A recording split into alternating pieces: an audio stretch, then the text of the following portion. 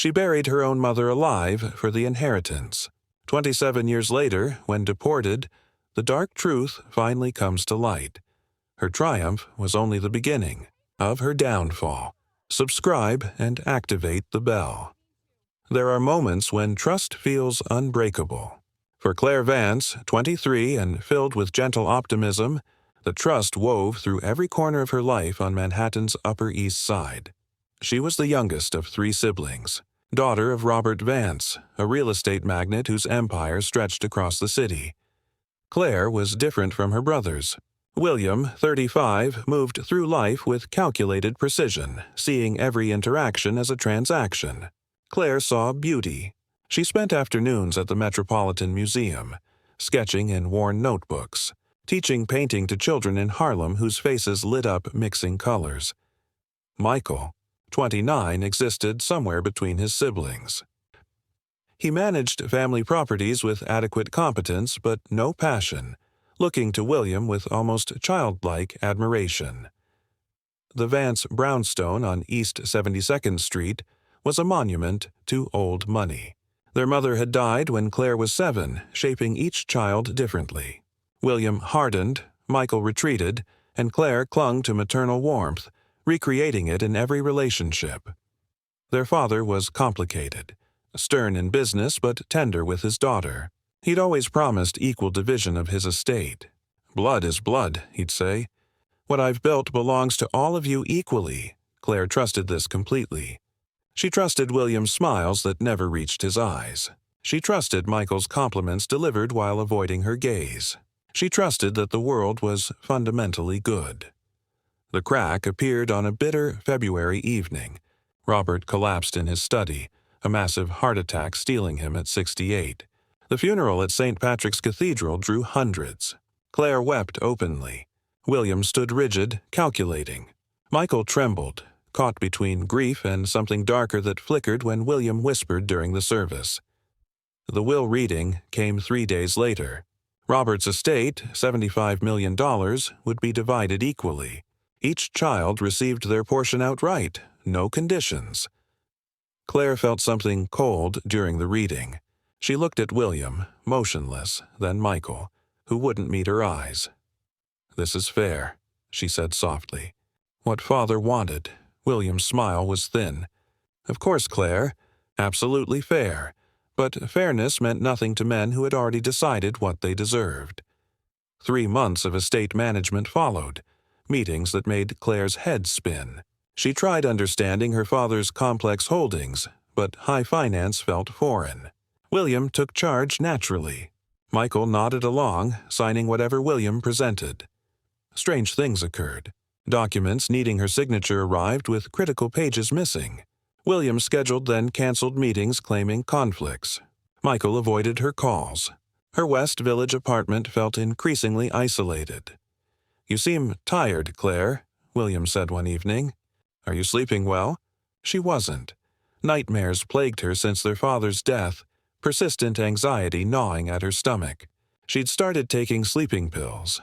"I'm managing," she replied. "Michael and I are concerned. This has been harder on you. You were father's favorite. Perhaps you should take time away. A vacation. Let us handle the final estate details." 2 weeks later, Claire woke in an unfamiliar cream-colored room with no windows. Her mouth tasted metallic. Her body felt distant, disconnected. A nurse entered, smiling. "Good morning, Claire. How are we feeling?" "Where am I?" "Serene Valley Wellness Center. You've been having difficulties. Your brothers brought you for treatment. You're safe now." "Safe" sent ice through her veins. "There's been a mistake. I need to leave." "That's a common reaction. Dr. Morrison will see you shortly." Claire tried standing, but her legs wouldn't cooperate. Panic surged. "I'm not sick. This is wrong." 2 orderlies appeared within seconds. "Let's not get agitated, Claire. My name is Claire Vance. My father is Robert Vance. You can't keep me here." But they could, and they did. What Claire didn't know was William's surgical precision. He'd planned since the will reading, seeing Claire's $25 million as a liability convertible to asset. He'd approached Michael at an exclusive club. She'll squander it on those ridiculous art programs, those charity cases. She'll marry some struggling painter who'll drain her dry. She has a right to her share. Father wanted that. Father was sentimental.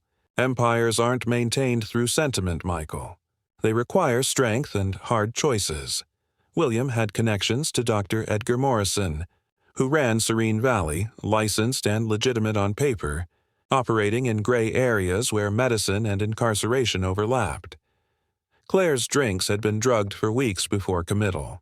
Nothing dramatic, just enough to worsen her anxiety, make her seem unstable at key moments. William arranged a breakdown at a charity event, witnesses seeing only a disturbed young woman. The paperwork was impeccable. Dr. Morrison documented her deteriorating mental state. Court-appointed psychiatrists concurred, severe depression with psychotic features. A judge signed the commitment order on a routine Friday afternoon. Claire Vance disappeared like a stone into a dark well. Her screams absorbed by soundproofed walls. Phone calls blocked. Written letters confiscated as delusional evidence. To the world, she'd suffered tragic mental collapse. William and Michael handled it with quiet dignity. They controlled her estate portion, investing alongside their shares. The money grew. Their empire expanded, and Claire learned her first lesson. For the powerful, truth is whatever can be proven, and proof is whatever can be purchased. Time loses meaning in places like Serene Valley. Claire, heavily medicated, felt herself fracturing. Drugs turned thoughts sluggish, emotions distant. Days blurred into years. The routine was designed to break, not heal. Wake at 6, medications, breakfast in silence. Group therapy where protest proved continued delusion. More medications. Recreation in fenced courtyard. More medications, television, lights out at 9. Claire fought her first year. She refused medications until orderlies held her down for injections. She screamed about betrayal until hoarse. She explained repeatedly about conspiracy, money, lawyers. No one listened. Every patient believed they were there by mistake. Staff heard these stories as symptoms, not truths. Dr. Morrison would sit across from her weekly. "Claire, I know you believe your brothers wronged you. That feels very real. But consider the possibility your mind constructed this narrative to process painful emotions. It's not a narrative. It's what happened. Your insistence might be part of the problem. Your inability to accept reality, to process grief healthily. The treatment wasn't designed to heal. It maintained compliance. Medications rotated. Antipsychotics, mood stabilizers, sedatives. Side effects accumulated. Tremors, weight gain, flat affect, memory problems. Claire looked in mirrors and saw a stranger. Meanwhile, William's life glittered. Park Avenue penthouse, 57th floor, views commanding the city. His empire expanded into hospitality, tech, private equity. He married Adriana, beautiful and ambitious. Their parties appeared in society pages. Michael's path was darker. Guilt ate at him like acid. He drowned it in alcohol, cocaine, whatever oblivion he could find. His inheritance dwindled through rehab relapse cycles. William watched coldly, seeing proof he'd made the right decision. On Claire's 4th anniversary, unmarked but felt, William visited for the first time. He sat across from her in a sterile room, suit immaculate, expression arranged as brotherly concern. Claire struggled through pharmaceutical fog to place him. Then memory surged, bringing emotion that cut through medication. "You," she whispered. "Hello, Claire. The doctors say you're making progress." "Progress. You did this. You stole everything," William sighed, performing patience. "I know you believe that. Dr. Morrison explained your condition. I don't blame you for these thoughts. They are real. When you're well enough to leave, you'll be taken care of. I've set up a trust fund. You'll never want for anything." The cruelty struck like a physical blow. He'd stolen her inheritance, now offering scraps as generosity. "I hate you," she said flatly, affectlessly, despite the truth. William stood, brushing his jacket. "I hope someday you'll understand everything was for your own good." Something inside Claire finally let go. 5 more years passed. Claire, now 33, became a permanent resident. She no longer protested or claimed wrongdoing. She took medications without complaint. To staff, a success story.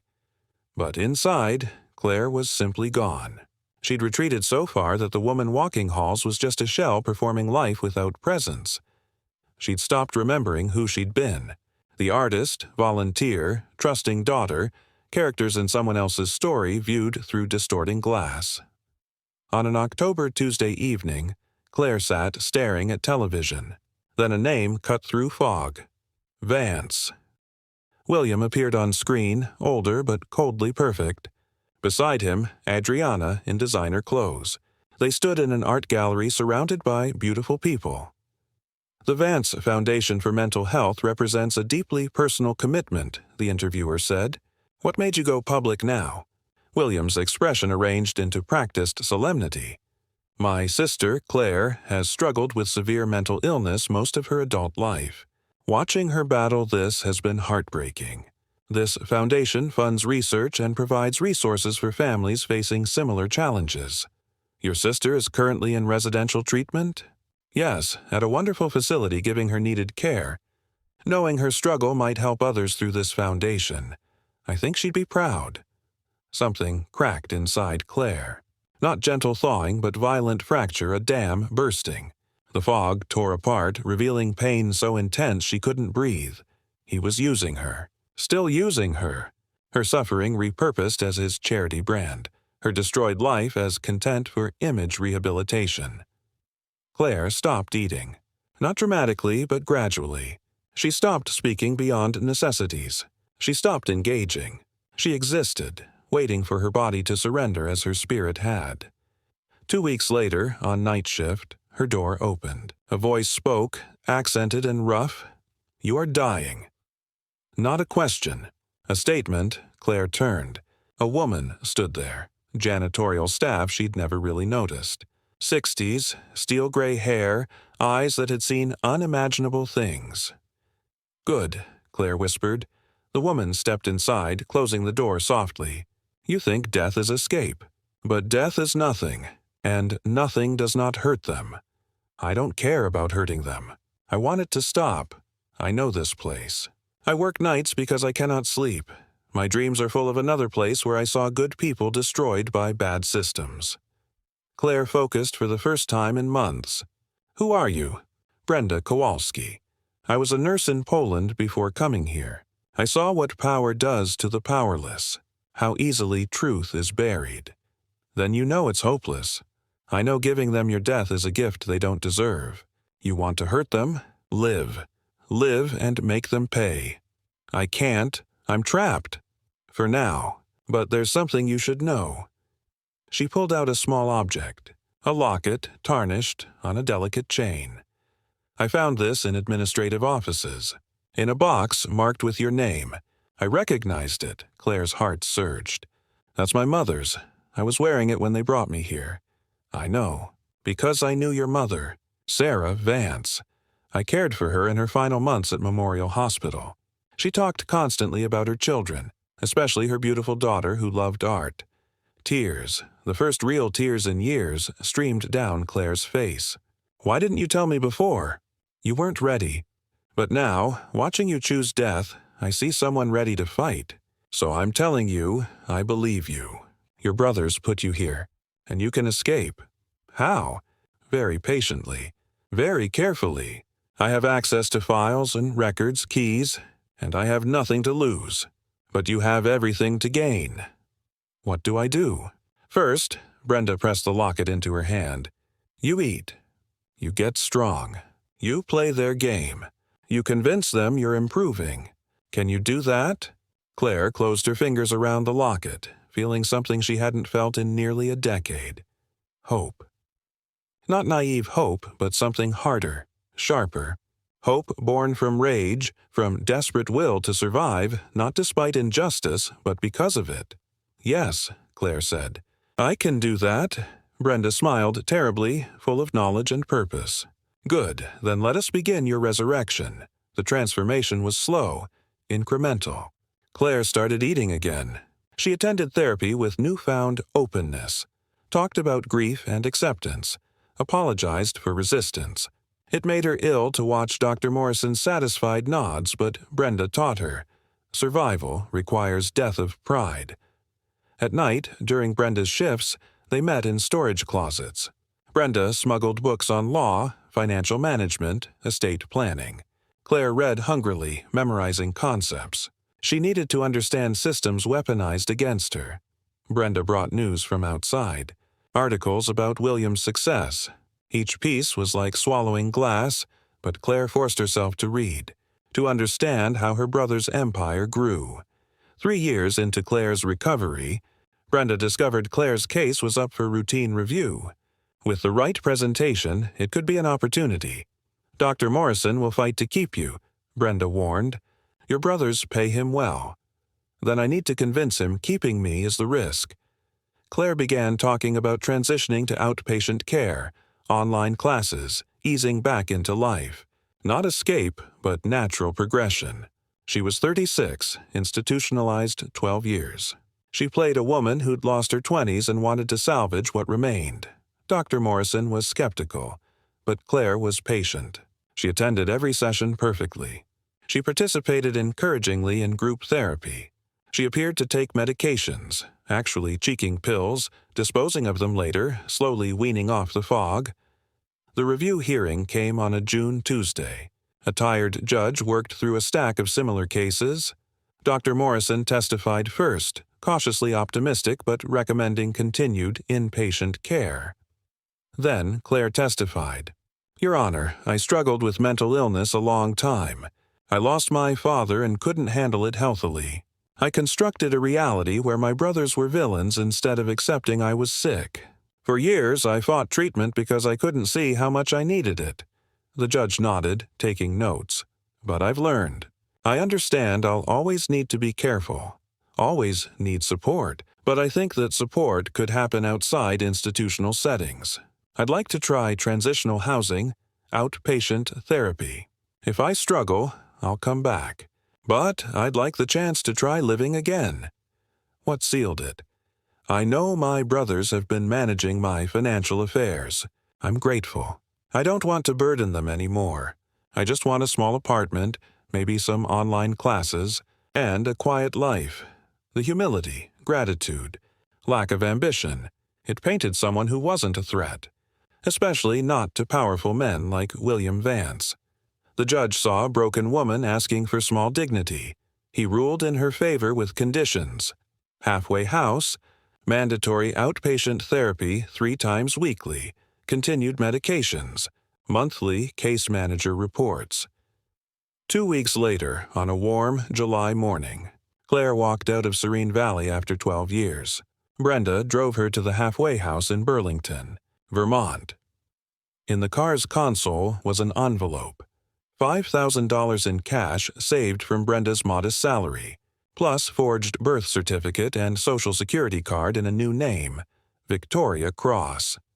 You cannot be Claire Vance anymore, Brenda said. That woman is still a ward of the state under William's control. Victoria Cross has no history, no family, no mental illness. She is free.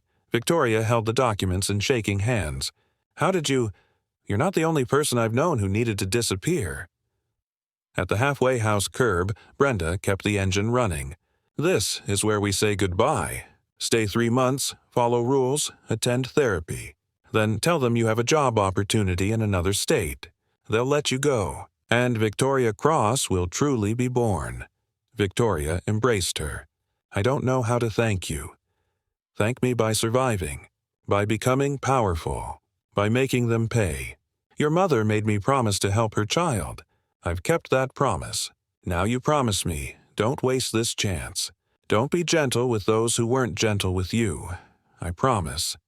Victoria watched Brenda drive away, taking the last connection to Claire Vance's former life. Then she turned toward the halfway house, toward the first step of a very long journey, and walked forward into her resurrection.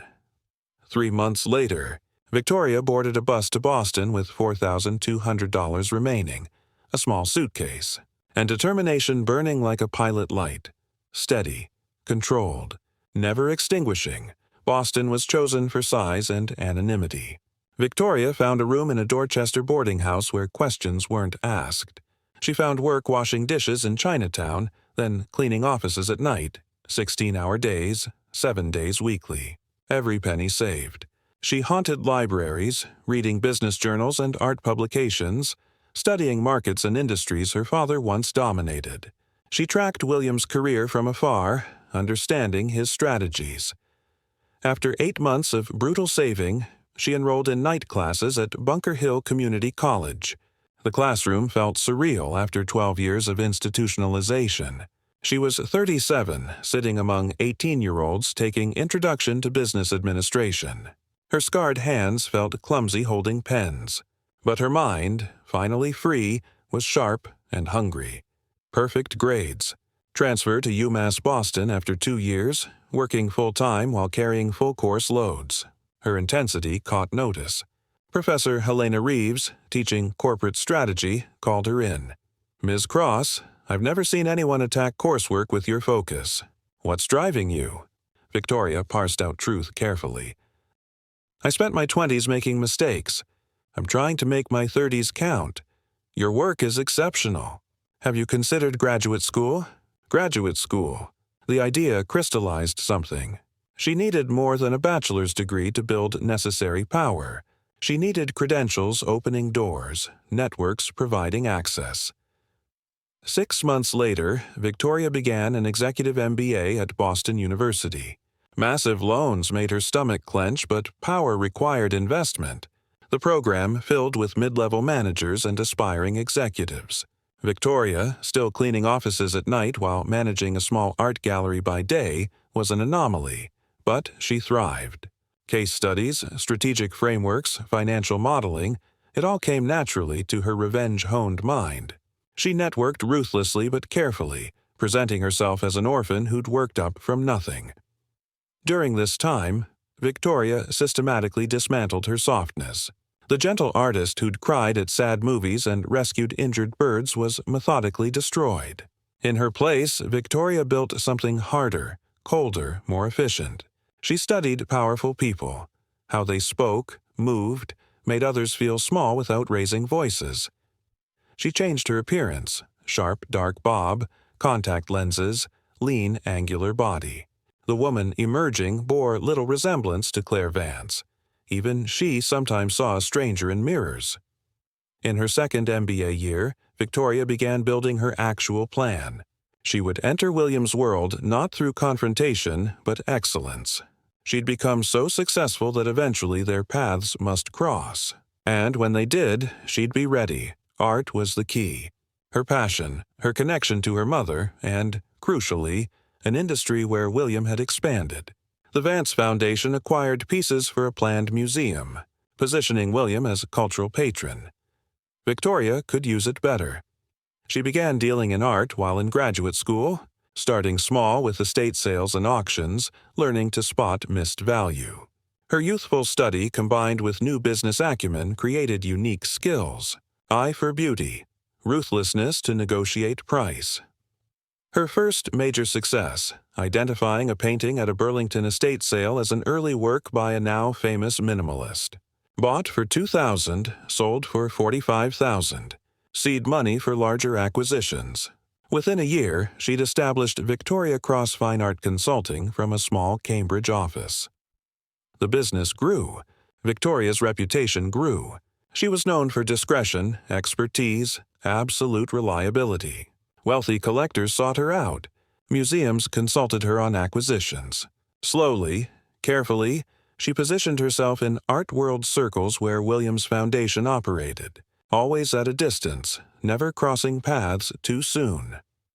43, when she received her MBA with honors and a business approaching 7 figures annually.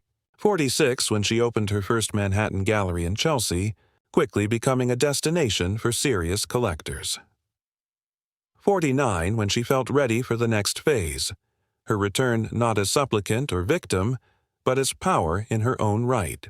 17 years had passed since walking out of Serene Valley. She'd built herself into someone formidable, Someone who could stand in the same rooms as her brother without flinching, breaking, or revealing the hurricane of rage churning beneath her controlled exterior. But before facing William, Victoria needed to understand exactly where he was vulnerable. She needed information only someone inside his world could provide. She needed to find Michael. Finding Michael was easy. Victoria hired private investigator Marcus Chen. The report painted spectacular self-destruction. Michael Vance, 54, had burned through his entire inheritance. Failed ventures, expensive divorces, decades-long addiction. He now lived in a Queens rent-controlled apartment, surviving on a small trust William established. He worked sporadically as a property manager for William's companies. A pity job. Photographs showed Michael aged badly. Puffy, gray, haunted eyes of someone who'd tried drinking himself to death but lacked commitment to finish. Victoria felt nothing looking at him. Or perhaps too much, compressed into controlled nothingness that allowed function. She approached him directly at an Astoria diner on a Saturday afternoon. Victoria slid into his booth before he could react. He looked up, annoyed, then confused.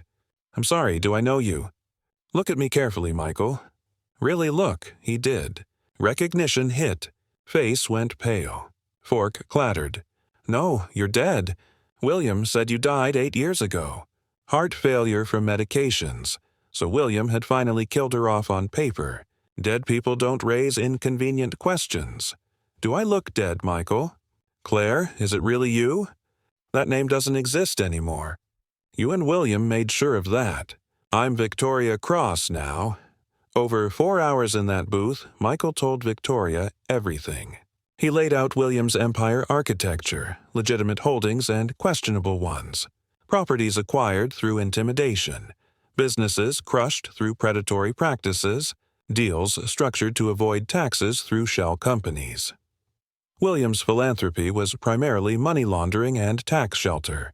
The Vance Foundation for Mental Health was funded by diverted assets and fraudulent deductions. "The foundation is the key," Michael said. "Where all lines connect." William positioned it as his legacy project, proof he's more than ruthless businessman. If you could prove the foundation was built on fraud, I could destroy his reputation and expose criminal charges, Victoria finished.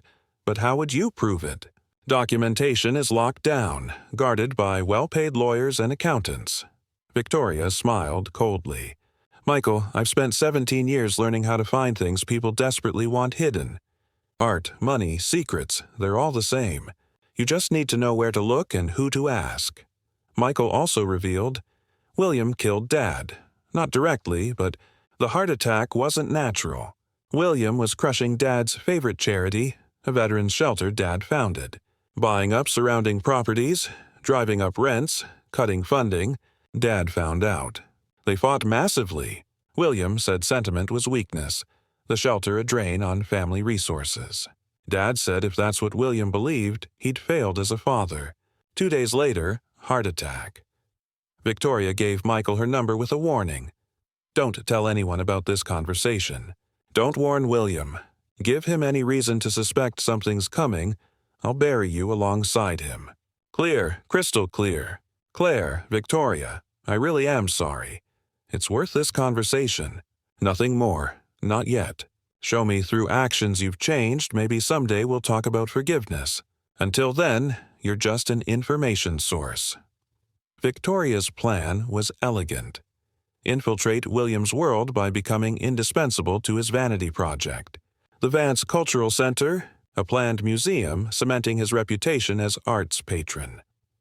The center was William's attempt to buy into cultural elite echelons that had always seen Vances as merely rich, not refined. Scheduled to open in 3 years with a decade-defining gala launch, Victoria spent 6 months positioning herself as the needed curator. She published in prestigious art journals. She advised major museum acquisitions. She cultivated relationships with board members in William's social circles. Her name reached his ears. Victoria Cross, the brilliant young curator. Victoria Cross, who has an eye unlike anyone. Victoria Cross, who could make the Vance Cultural Center truly world-class. The approach came through a headhunter. Would Ms. Cross discuss a position as Director of Curatorial Affairs for an exciting new Manhattan cultural institution? Victoria pretended reluctance, let herself be courted, negotiated aggressively. She wanted William to feel he'd won a prize. When she accepted, announcements appeared in all major art publications. Her first meeting with William was scheduled for a Tuesday morning in his Park Avenue office. Victoria prepared like a soldier checking weapons. Severe black suit, hair pulled back, minimal makeup. Her mother's locket hidden under her blouse. Present, a talisman against potential weakness. The elevator to the 57th floor felt endless. Victoria controlled breathing, centered her mind. Not Claire, not the victim, but Victoria, the hunter who'd spent 17 years sharpening her teeth. William walked in, silver-templed, bespoke suit, practiced smile. He extended his hand with confidence of someone who'd never doubted his right to any room. "Miss Cross, what a pleasure. I've heard extraordinary things about your work." Victoria shook his hand, feeling nothing. No rage, no recognition, no connection. He saw a valuable employee. She saw a target. Over following months, Victoria became indispensable to the Cultural Center and William himself.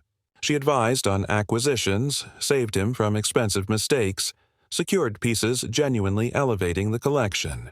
She networked tirelessly, bringing prestigious board members and donors, and slowly, carefully, she documented everything. Financial irregularities, questionable provenance, connections between foundation donors and William's business suggesting quid pro quo. She copied files, photographed documents, recorded conversations. Built a case brick by brick, methodically, invisibly. Michael proved invaluable, providing context and pointing toward leads. They met secretly, always careful. Michael was sober now for the first time in decades, driven by penitence and the human need to matter. The breakthrough came at a foundation gala. Victoria positioned herself near William and Thomas Carrington, CEO of a pharmaceutical company with major Serene Valley contracts. Her phone in her purse recorded everything. "The research protocols are moving forward," Carrington said quietly, "promising results with new compounds. Having a facility like Serene Valley where we can conduct long-term studies without excessive oversight has been invaluable." "I'm glad the Foundation's support has been useful," William replied. "Mental health treatment needs innovation." "The liability protections you structured through the Foundation have been exactly what we needed. Families sign away rights when patients are committed, and with your legal frameworks, we have remarkable latitude for experimental treatments." Victoria felt sick. Human experimentation. Using vulnerable patients as test subjects. William had built the legal structure enabling it, all under his charitable foundation banner. This was it. The lever that would topple everything. Victoria spent 3 months preparing, coordinating with journalists, lawyers, and federal investigators quietly building cases against pharmaceutical companies for ethical violations. The evidence she provided, recordings, documents, financial trails, transformed theoretical investigations into explosive ones. The setting for William's destruction was perfect in irony. The grand opening gala for the Vance Cultural Center, culmination of his dream to be remembered as cultural titan. Friday evening in October, over 500 guests including politicians, celebrities, art luminaries, society figures. Victoria worked with event planners ensuring she'd give remarks as Director of Curatorial Affairs, introducing the collection and thanking donors. Standard program. Nothing suspicious. The evening began flawlessly. The converted Chelsea warehouse was stunning, soaring gallery spaces filled with light and art. Guests arrived in their finest, sipping champagne and admiring Victoria's collection. William moved through crowds like a king surveying his kingdom. Michael was there too, sober and anxious in a suit Victoria bought him, staying on the periphery. He caught her eye once. She nodded slightly. Everything was in place. At 8 o'clock, formal program began. Mayor spoke, praising William's vision. Famous actress on the foundation board gave touching mental health advocacy remarks. Then Victoria's turn. She took the podium, looking out at assembled faces of the powerful and privileged. "Good evening. I'm Victoria Cross, Director of Curatorial Affairs. Tonight, I want to talk about legacy." Pause. Let the word hang. We often think of legacy as what we leave behind. Monuments, endowments. But true legacy is more complicated. It's not just what we create, but how we create it. Not just the end result, but the means. William smiled, assuming this led to praise. "This collection is extraordinary. Every piece carefully selected, properly acquired, ethically sourced. I'm proud of the work building it. But I cannot celebrate without addressing the foundation upon which it's built." The crowd shifted, sensing something unusual. The Vance Foundation for Mental Health, which funded this center, presents itself as an advocacy and treatment leader. "But I have evidence suggesting otherwise," murmurs. William's face went carefully blank. "Over the past 6 months, working with federal investigators and journalists, I've documented patterns of financial fraud, self-dealing, and, most horrifically, foundation funds supporting medical facilities where patients were subjected to experimental pharmaceutical treatments without proper consent." The room erupted. William stood, face flushing. "This is outrageous." "Security," Victoria continued, voice cutting through chaos. "The evidence has been provided to the FBI, IRS, and New York Attorney General's office. But more importantly, to the press. By tomorrow morning, everything will be public." She activated the gallery's projection system. Images filled walls, documents, emails, bank statements, meticulously sourced and verified. "And there's something else," Victoria said, voice dropping to barely above whisper, but in shocked silence every word carried. 25 years ago, William Vance had his sister illegally committed to a psychiatric facility so he could steal her inheritance. "That sister was me," audible gasps. Victoria looked directly at William, seeing recognition finally dawn. Horror of understanding who had stood beside him all this time. "My name was Claire Vance. I was 23 when my brothers decided my estate share would be better used by them. They had me committed to Serene Valley Wellness Center, where I spent 12 years being systematically destroyed by medications and treatments designed to keep me compliant, not heal me. They told the world I died, but I survived. And I rebuilt myself for the sole purpose of this moment." Security moved toward the podium, but the crowd had turned into a mob of pressing journalists and shocked socialites. Camera flashes like lightning. William pushed toward her, face contorted with rage and fear. "Everything you've built," Victoria said, looking directly at him, "was built on theft and cruelty. Every dollar came from my inheritance or was made using it as seed capital. Every honor was based on lies. Your legacy isn't cultural enrichment or mental health advocacy. It's destroying anyone who stood between you and what you wanted." "You're insane," William shouted. "You've always been insane. This is why you were committed. I have documentation. The original commitment orders. Financial records showing your payments to Serene Valley's director. Legal paperwork declaring me dead while maintaining conservatorship. And I have something else." Michael stepped forward, ashen but determined. "I have our brother, willing to testify about everything he knows. About fraud, coercion, systematic power abuse. About how you killed our father as surely as if you'd put a gun to his head."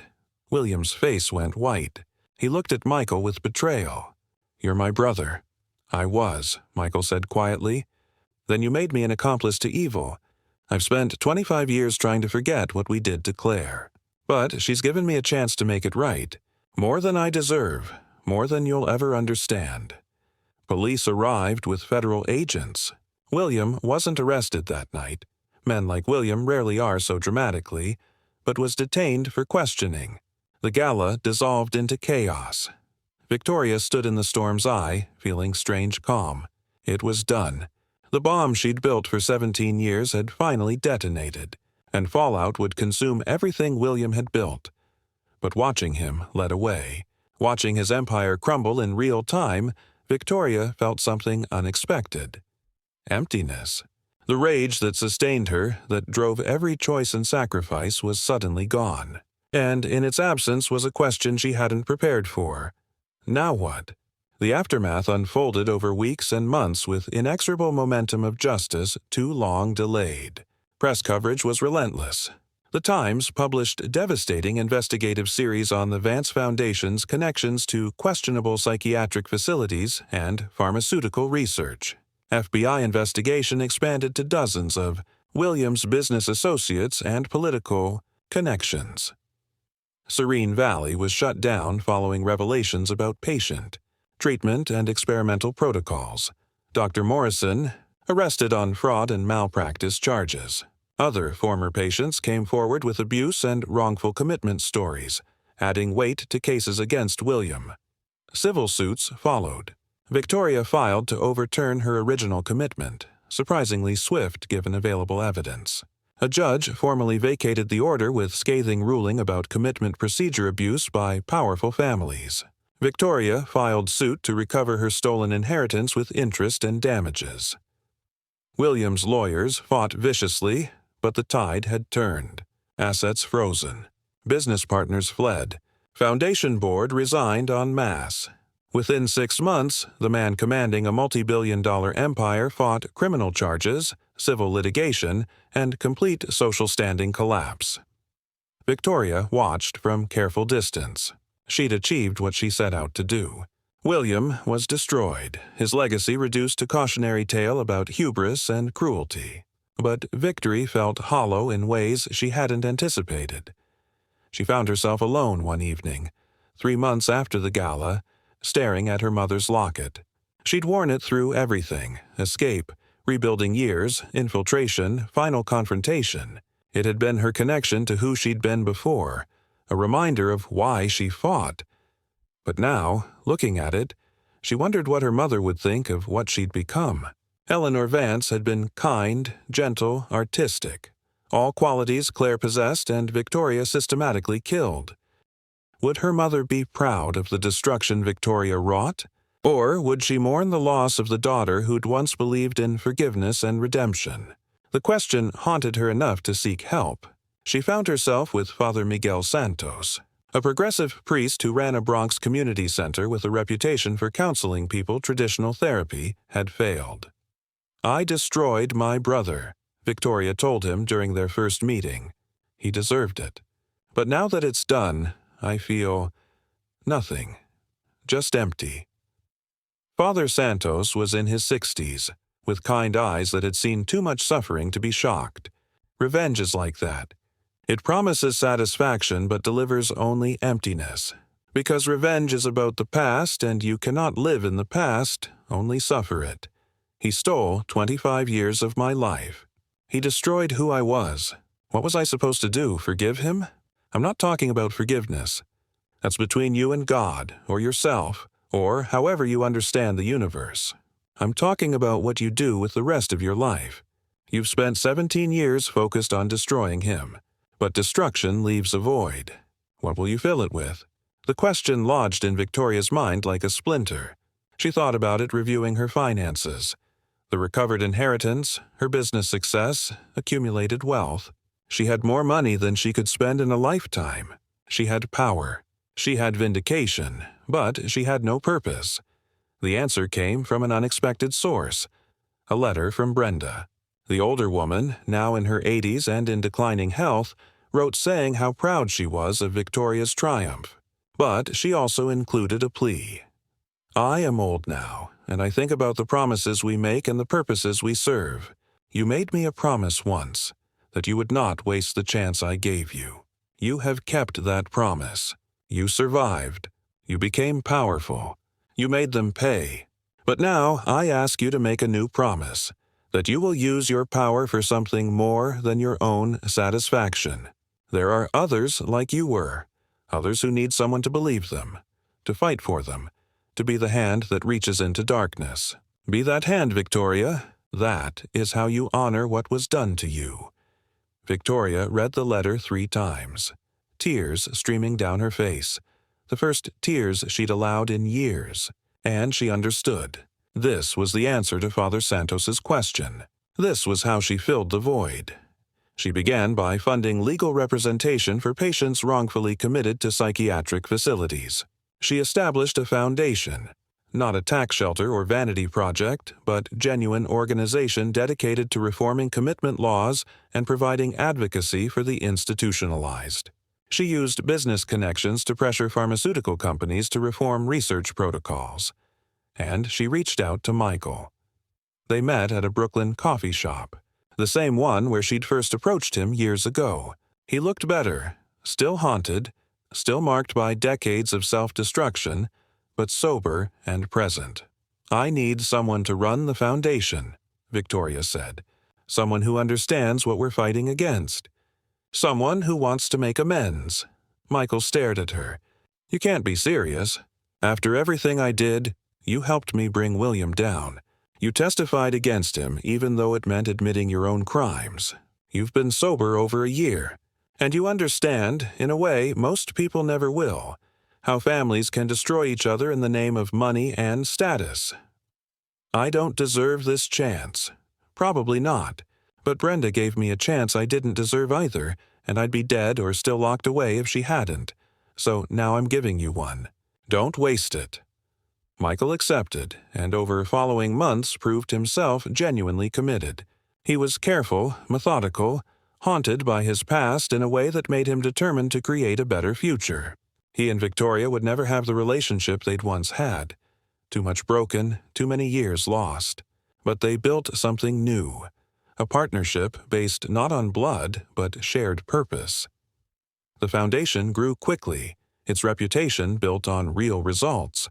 They won landmark cases reforming commitment procedures. They exposed abusive facilities and corrupt doctors.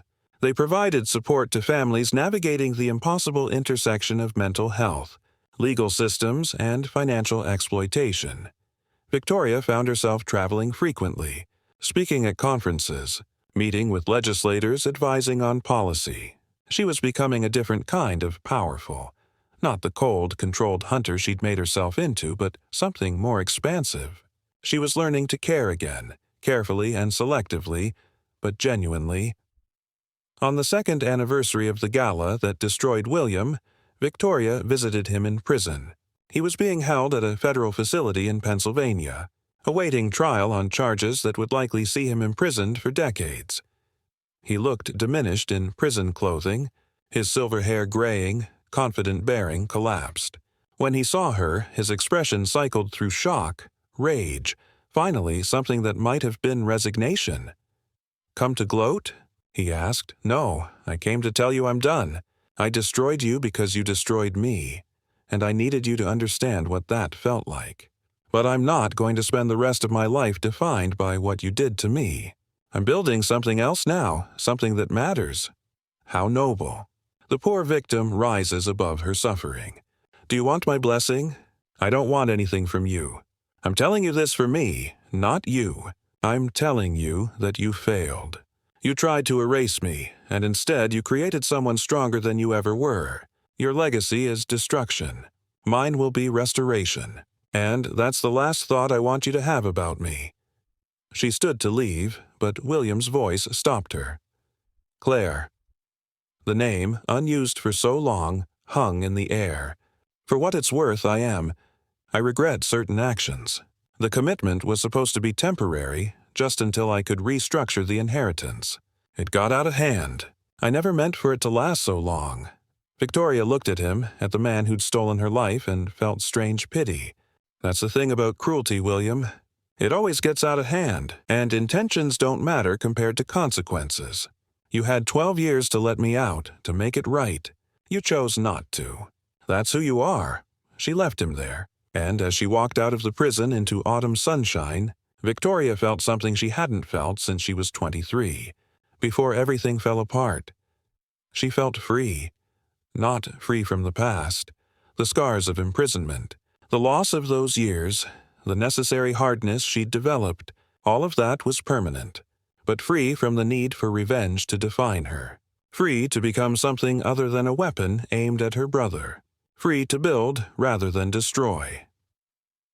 5 years after William's imprisonment, Victoria stood in the offices of the Claire Vance Foundation for Justice and Mental Health Advocacy. She had reclaimed her original name, not to erase Victoria Cross, but to integrate both parts of herself, the gentle woman she'd been and the strong woman she'd become. The foundation occupied 3 floors of a Manhattan building, with offices in 5 other cities and plans for international expansion.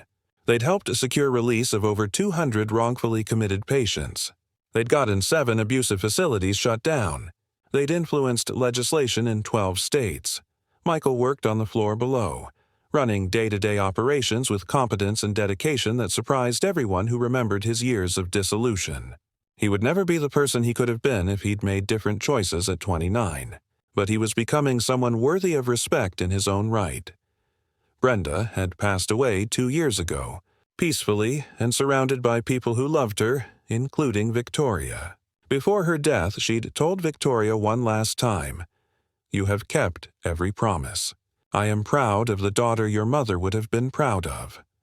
Father Santos still met with Victoria monthly, not as therapist and patient, but as friends who discussed philosophy, purpose, and the endless complications of being human. He'd recently asked her something still rattling around in her mind. "Do you ever think about forgiveness? Not for him, but for yourself?" Victoria hadn't answered then, but she thought about it now, looking out at the city where she'd once been destroyed and had ultimately triumphed. She thought about Claire, the gentle young woman who'd trusted too easily. She thought about Victoria, the hardened hunter who'd trusted no one. And she thought about who she was now, someone in between, someone who carried both names and both histories. Had she forgiven herself for the years spent focused on revenge, for the necessary cruelty she'd developed, for the people she'd had to become to survive and eventually triumph? Maybe forgiveness was the wrong word. Maybe it was simply acceptance. She had done what she needed to do. She had survived the unsurvivable. And now she was building something that would outlast both the crime committed against her and the revenge she'd taken for it. Her assistant knocked on the door. "Claire, there's someone here to see you. She says her family is trying to have her committed, that no one believes her story."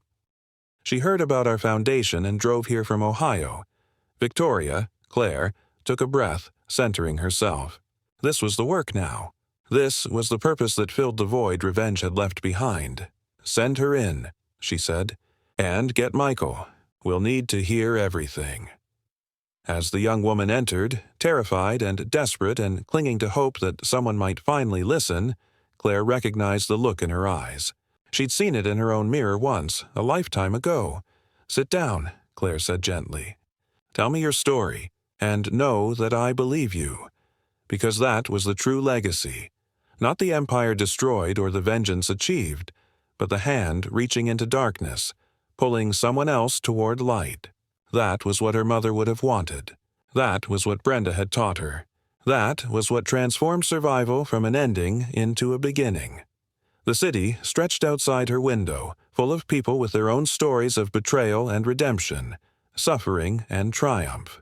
Claire Vance had lived through the worst of human cruelty and emerged not broken, but strengthened, not bitter, but purposeful. She had been destroyed and had destroyed in return. But more importantly, she had rebuilt, and in the rebuilding, she had discovered something her brother would never understand. True power isn't the ability to take what you want. It's the strength to survive what you didn't deserve, and the wisdom to use that survival to protect others. That was the legacy that would endure. Not monuments or foundations bearing family names, but the quiet accumulation of lives saved, voices heard, wrongs righted. One person at a time, one story at a time, one act of justice at a time. Claire listened to the young woman's story, took notes, began forming a plan. And as she worked, she touched the locket at her throat. Her mother's locket, which had survived everything and knew that somehow, despite all the years and pain and transformation, she had found her way home, not to the innocent girl she'd been, but to the purpose that girl had always carried within her, to create beauty, to defend the vulnerable, to make the world slightly less cruel than she'd found it. That was the true meaning of redemption. Not revenge, but restoration. Not destroying the enemy, but becoming more than they could have imagined. Not letting them define you by their cruelty, but defining yourself by your response to it. Claire Vance had been broken. Victoria Cross had been forged in fire. And the woman who emerged from both of them was something neither of those identities could have been alone. She was whole, and she was just beginning.